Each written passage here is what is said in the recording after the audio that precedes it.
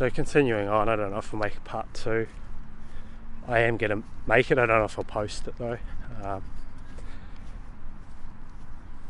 Yeah, this is the shit they get away with, and I fully believe, like, I think it's dog's bollocksly obvious that I was in the right. These things are fucking dangerous. You know, I was very lucky that my dog and my cat didn't actually die outright from this stuff. These poisons on the, contaminated floors and everything. But yeah, just the psychological aspect of it, really, that was devastating alone, because you never get any concrete answer as to how bad it is. It's just like with the targeting, how bad is it, health-wise, to be so-called remote neural monitored, to hear your synthetic tinnitus, to be constantly being, having mind control frequencies beamed into your head, for instance. How bad is that? And we'll never know, because we're never allowed to do any studies. How bad are the neuroweapons? How bad is this Wi-Fi gulag for us? We're never allowed to know. And the same went with the poisons. There's no way I could find out how bad it was. Instead, family just fucking gaslight you. And he even went to the toxicology professor of university, and I forget the bloody specifics of that, but it fully backfired on him. I think we're arguing over whether it was a herbicide or a pesticide. The one that he mostly poisoned us with, and it turned out to be whichever one was worse. I forget it now, because this was like, I don't know what it was, 7 years ago or something. But it totally backfired on him. Like he fell into his own trap. Like it turned out to be the worst one, and the toxicology professor said, basically what I was saying.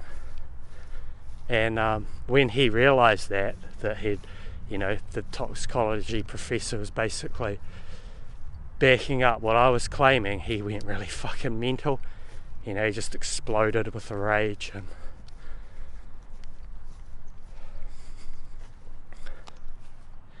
And yeah, so I ended up becoming a shut-in for a couple of years after that. I didn't know how else to cope, and that would just be dismissed as like there's some fucked up geoengineered shitscape up there. Oh my word, look at that. Jeez. Didn't even notice till now. I'm like a sheeple, I wasn't even looking up. Fucking hell, man, that's insane. Incidentally, that's the northwest arch, it's called. There's this big line. It's actually natural, this part. It's when the wind blows from the northwest, and it's a very warm wind. It's quite nice in winter. It makes the day warmer and stuff. This is actually the kind of wind I would dread when I lived out in North Canterbury, because when I lived out on my little farm, because the wind there, when it was blowing northwester, it would blow like literally like fucking 60 k's an hour or something, and you can imagine all that dust would flare up, and I'd be freaking the fuck out. And I'd go and water it down after dark, of course, hoping it would dry out by the next morning, so I wouldn't get screamed at for cleaning up a contaminated site that he's just gonna gaslight me on and say everything was fine and there was nothing wrong with it. It's a fucking foobar though, that. Look at that shit.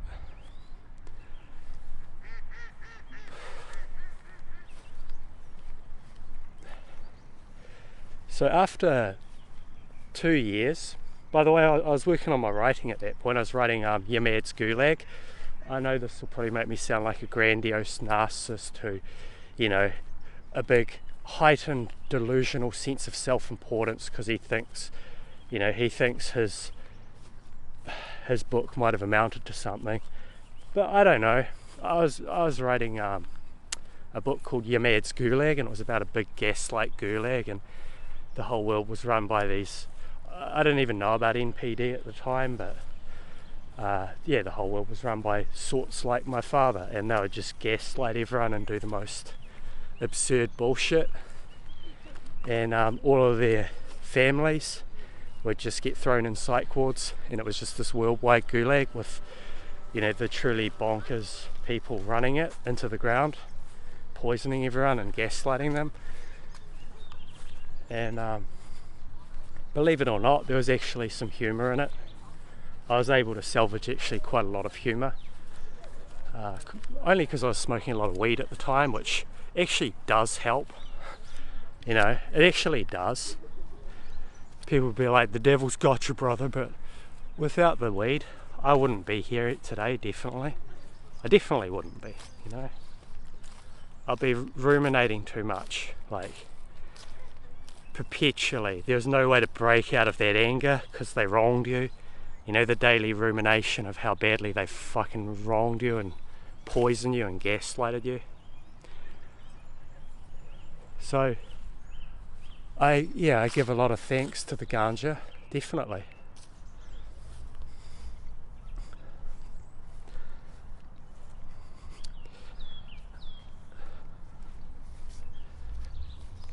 But yeah, I was working on my book, actually 3 books, but I got about a third of the way through them. I don't know if that's what, you know, who can say if that's what like triggered the organised stalking and that. Well, I think that book would have been pretty apt for the fake medical bullshit situation, and it would have been finished by 2019 probably, pretty much on time for that.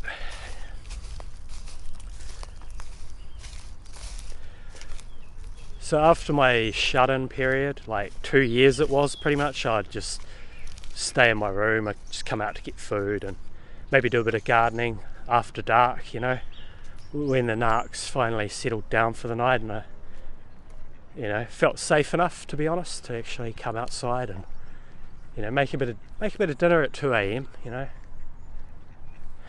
This is how some of us end up living, just to go no contact when, you know, you can't afford to get out. Can't afford to do anything.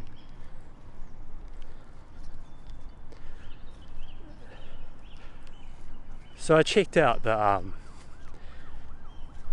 that ground zero of the fucking poisoning, where that cabinet had been, and this is like 2 years later. The earth was blackened. It was like some post-apocalyptic fucking scene. And there was no grass, it was all just desolate black earth. And the only thing that was spawned from it was a frizzled out looking like weed, one of the most hardiest weeds that we have here. And it was all crinkled to fuck.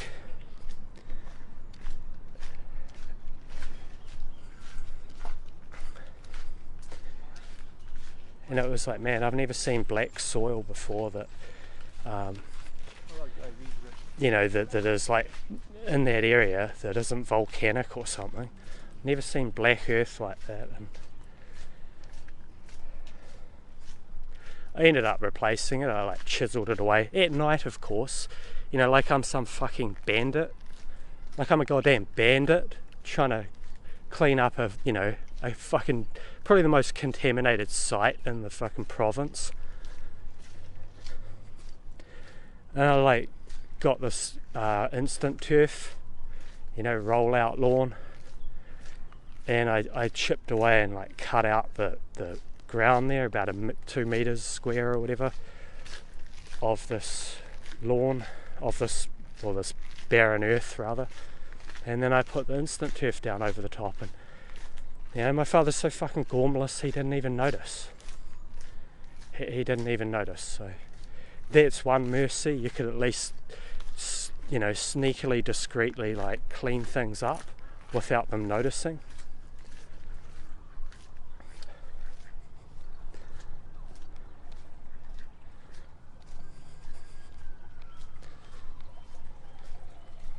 Never any thanks, of course, you know. You do the right thing. It's pretty standard in this place. You do the right thing, you get called insane and you get hated on, and, you know, all the neighbours around me in there, they'll probably just hear me yelling and think I'm a fruitcake. And there was actually one neighbour I used to talk to about certain things, and he would just dismiss it all, you know. He would be like, well, you choose to stay there and it's your cross to bear and all this. And even when the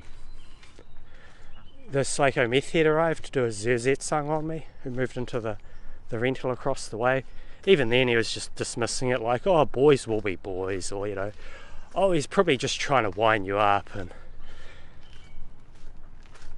you know, it didn't matter that it was like loudspeaker, psychic driving, like Waco style fucking noise campaigns daily with loudspeakers on the border of my property. No, just a bit of mischief, you know.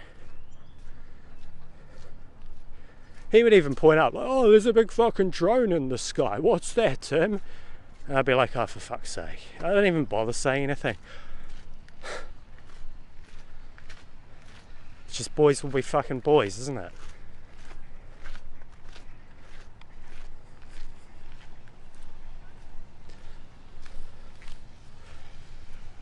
So yeah, the poison cabinet incident. It's just like one of the, one of the numerous things that's how they get you with, while staying within the legal limits of what is, acceptable conduct in this shithole.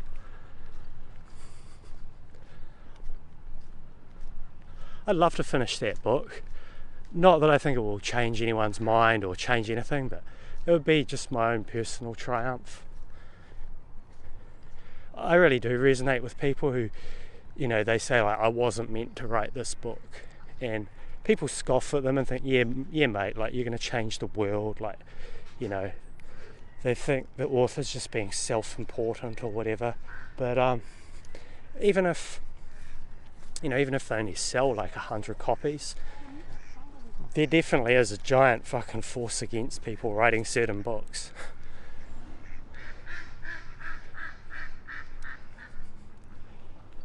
So some good, how they say, Christians will say, like, oh, like, God uses for good what the devil intended for bad. Like, I was resonating with that for a little while, like, when whatever was fucking manipulating my father to make me a shut-in for 2 years, it did manage to, make me concentrate on writing, and the writing did get actually pretty damn good. I don't even take the credit for that creativity, wherever it comes from. That can get the credit, but I was like infinite creativity at that time. The hand couldn't keep up with the mind, just trying to type it all out before I forgot all the flowing metaphors and everything. And I'm not being a narc here. I'm not taking the credit for any of it. I don't know where the creativity comes from, but I was dialed in. But then it was like, whatever sent this military psycho, from that country and allowed to name,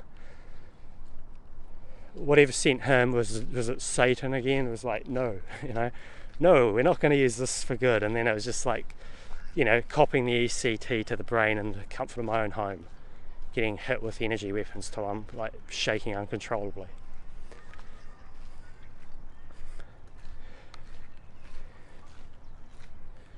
So after that, I was just like, well, I can't write with all that brain trauma. The small amounts of brain trauma help, I think. A little bit of trauma and weed, creativity, that seems to help the creativity. But then when you get the massive trauma, that's just like, your zombified, drooling R.P. McMurphy kind of stupor after that. And then, to be truly honest, the help that awaits you is like, oh, this is the schizophrenia, oh, this is a serious, like, psychotic whatever. Even just trying to say you got organised stalked. you know, this is a serious psychosis or whatever.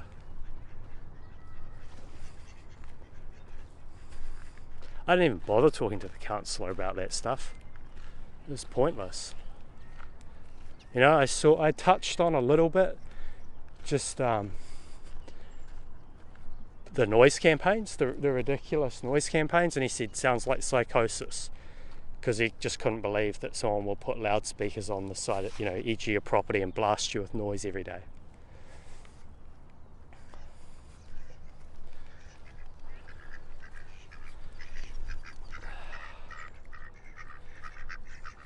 Man, that's a shit show up there. A shit show in the shit SHOAH show. The Holocaust, you know? Good on you.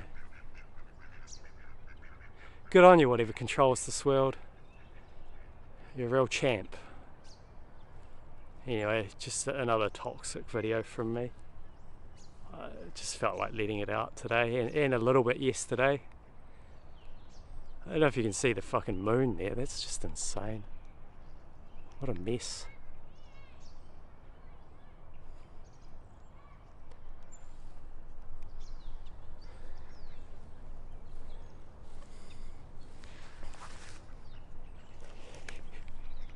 You're a crazy man, bird feeder man. You need to get yourself into therapy. Yeah, no more the rapey, thanks. Love the English language. No more quackery. I feel safer at this place. They're not Rothschild educated, demonic smear manual wielding quacks, these ones, and they don't charge me like, you know, $300 an hour to be gaslighted and possibly institutionalized. So you know, the ones who do that knowingly, they can really go and fuck themselves. Go and fuck yourself if you're listening, you're one of those people. I don't know how you look at yourself in the mirror, seriously. The damage you people do, it's fucking disgusting.